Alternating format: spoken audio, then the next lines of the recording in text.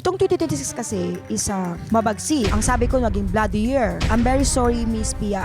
Ayoko talaga sabihin sa'yo to. Mauulit na naman kasi yung issue. O si Barbie kasi, meant to be siyang mag-asawa ng 2 beses. Advice ko kay Aldin, yung accident sa water. Malala yung bagyo at bumaha ng matindi. Nakita mo nga may rescue team na, di ba? So bakit ka pa tumalon? Kaya tuloy ikaw inanon. So si Heart naman, iwasan niya lang na magkaroon siya ng cancer disease. You cannot tell kung healthy ka or unhealthy ka. You have to have a regular checkup. Kahit ako may ganun din ako, Madam Chen. Sobrang healthy, nag-gym siya, kumakain siya ng fruits, vegetables. Inatake talaga. Wala ka siya ng leyon. Wala talaga siya.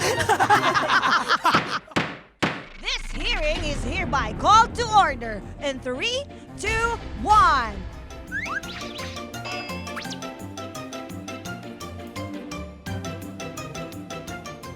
Lahat papatulan. Walang mahatulan. Your Honor! Available on ULOL YouTube channel, Spotify, and Apple Podcasts. Subscribe na!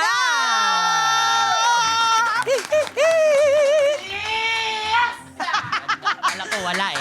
Kala ko wala Hihintay eh. ko yung parang walang energy Oo, eh. ah. Mr. Vice Chair, Yes ready po. ka na ba para sa ating resource person for the day? Yes po. Actually, I'm ready na yung ballpen ko. Ready na yung papel ko. Ready na po ako maglista. Bakit ka maglilista? Bakit may palista? Hingi sana ako ng numero dun sa itataya ko dun sa loto. Ay, pwede ba yun? Pwede po yun. Psychic yung sinampinan natin ngayon. Malamang bibigyan ng numero yan. Ay, pwede ba? Ay, naku, hingi rin ako. Baka makajackpot Saglit ako. lang. No? Saglit lang. Ballpen ako. Baka ako yung nauna. Sa akin ibibigay kasi mas close kami. Paano masabing close kayo? Close kami, ayan o. Katabi, mas close kami. Literal? Tapos ako pa mag-i-intro sa kanya, wala kang magagawa. Let's welcome ang pinakasikat na psychic at visionary ng ating bansa and my very, very, very dear friend, Madam Rudy Babel! Very Very, very, very. O sige, para wala ng hati tayo Dalawa lang naman tayo eh. Pwede naman. Kailangan natin pareho eh. Oo nga. Anyway, welcome to Your Honor, Madam. Hello po. Madam Rudy, sis, kamusta ka na, sis? Okay lang kasi. Nakita mo yun, sinis ako. Talaga?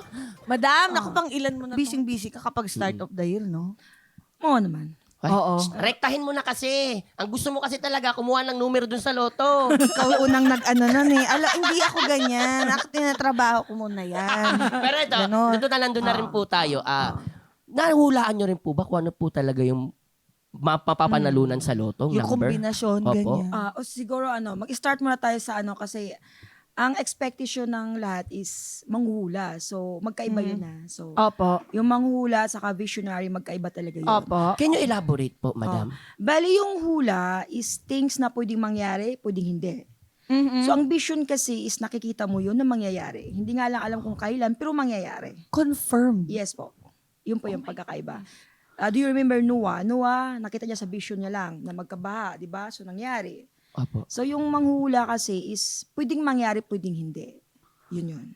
Oh, my pero God. mamaya pag-uusapan pa natin Yes. ng malala yung about Oo. that. Pero balik po tayo dun sa loto. Yes. Pero meron na po ba kayo talagang mga numero na halimbawa nahula, Tama. hindi, nakita, Vision.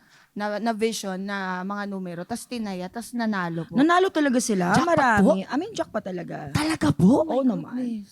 Wow. Kasi naman yun every client na makaharap ko, to be honest, hindi porkit na client kita, kausap mo ako, expected mo meron kang numero. Pili Okay. lang talaga yun. Out of 1,000, very lucky kung aabot ka ng 5 person na magkaroon. Pero nananalo po talaga sila. Pero ang dami pa rin nung 5. Totoo. 'Di ba para It takes lang maybe few months. Yung isa naman, umabot talaga siya ng pinagtiyagaan talaga niya 1.5 year. Pero pinanindigan niya yung kombinasyon? pinanindigan talaga niya yung binigay ko sa kanya, pero tumama siya. So, navivision nyo po na mananalo po yung tao na yun, pero Oo, hindi nyo tapos- po navivision kung when or kung kailan po ito Yun. mangyayari. Alam ko talaga mananalo. Paano ko nalaman na mananalo? Kasi yung binibigay ko sa kanila, nilista ko yan, pero bawal ko yan kopyahin. Itaya, Bawal ko opo. itaya. Bawal talaga yon.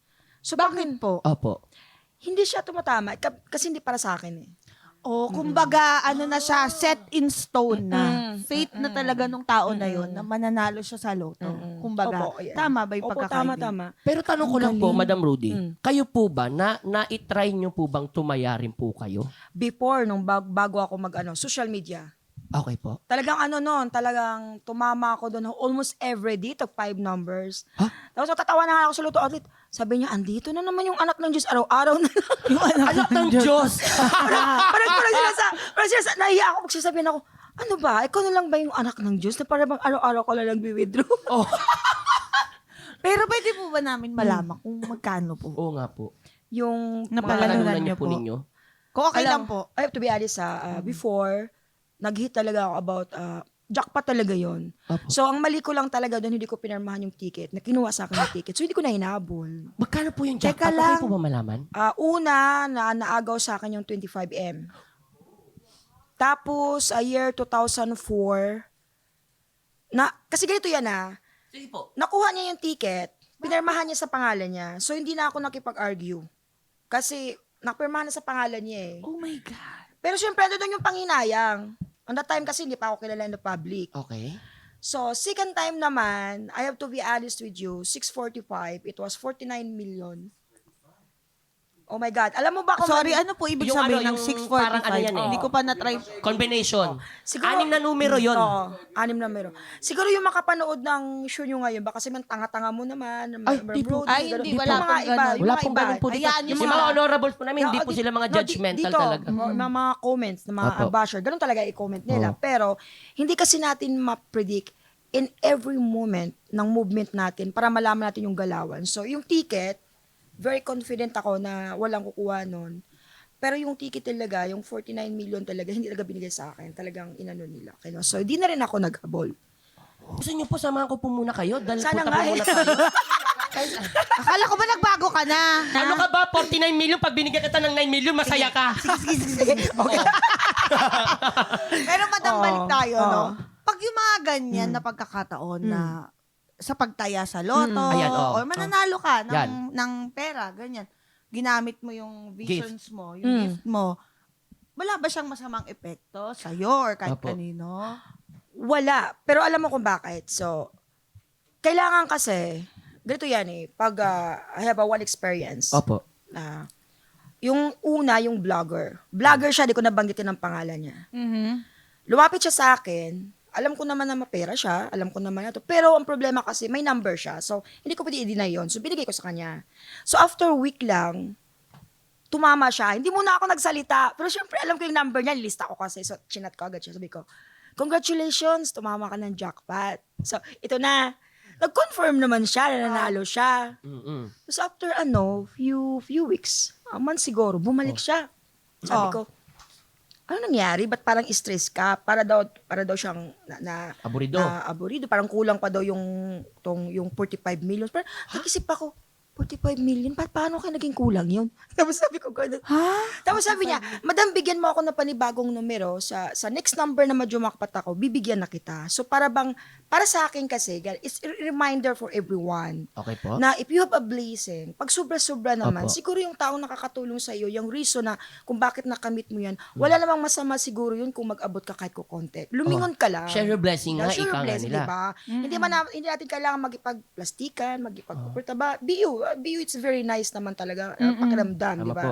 Pero para sa akin, kung merong katulad ng numero na yan, di naman sinabi ng vision ko na kailangan may in-return ka. But in my own understanding, dapat may in-return ka talaga. Or hindi kung ayaw mo magbigay sa akin kasi negative yung mga visions ko, baka tinatanggap mo lang yung luto na jackpot o ayaw mo ako balikan, at least go to the church, mag-donate ka or mag-donate ka Oo, dito. sa ibang Ganun. bagay. Oo. Kung napaghahalataan tayo, no? Ano? Umpisa pa lang, pera na agad yung usapan. Ano ka Loto ba? na agad. Pasensya naman, pero talaga namang, yun talaga unang tanong eh. Oo no? naman. Kapag Oo may naman. visionary kang Oo. kausap, yun talaga unang papasok sa Oo. isip So, mo, kailan ako di ba? magkakapera? Oo. Pero ano ba talagang iimbestigahan natin ngayon, Mr. Vice Chair? Ay, syempre, yung mga prediction ni Madam Rudy sa 2026. Napaka-exciting. Okay. Kagaya ng nabanggit ko kanina, laging ginigest sa iba't ibang show si Madam Rudy tuwing January para itanong yan sa kanya. Totoo. Kaya maraming salamat po. Thank At you nabigyan din. niyo kami ng oras. Oras, Thank you din. opo. Ang lamig. Di, natatakot ako kumakas Ayan! siya! Ayan! Hala! Nahawakan na! Teka lang po, di ba po sabi niyo po kapag nakakahawak po kayo ng mga kamay, nakikita, nagkakaroon po kayo ng vision, total po mamaya na po yung akin kasi po. Git lang! Ano ba purpose nito? Pauwiin na si Madam Rudy. Madam Rudy, kasi po kanina nag-meet po tayo. Nagulat na lang po talaga ako na parang, alam niyo po yung God's will. Kasi pagpasok ko ng elevator, alam kong ako lang nasa 17th floor eh. Kasi wala namang fast talk. Sino yung 17 na to? Gulat ako, nung bumaba na yung sumunod. Hi, Madam Rudy, hello po. Na-realize ko na, hindi nakaka-vision to kapag nag-holdingan. Grabe siya. Eh, siyempre, nag-holdingan sa ako. Hello po, siyempre, pasmado na yung kamay ko. So, Napaka bago po yung ano? akin, yung kay Madam Chair po, nahawakan niyo po yung kamay niya. Nahawakan niyo po, di ba? Friend fairness napaka-humble mo. Ay, talaga po ba? Down to earth si Boboy, Opo. honestly. Ay, salamat. Napaka-down to earth. Kung kasama mo to sa work, wala kang issue dito. Wala. Ay, salamat po. Ang issue ko nga po, sobrang humble eh. Oo nga. Sa sobrang down to earth, amoy lupa na po ako.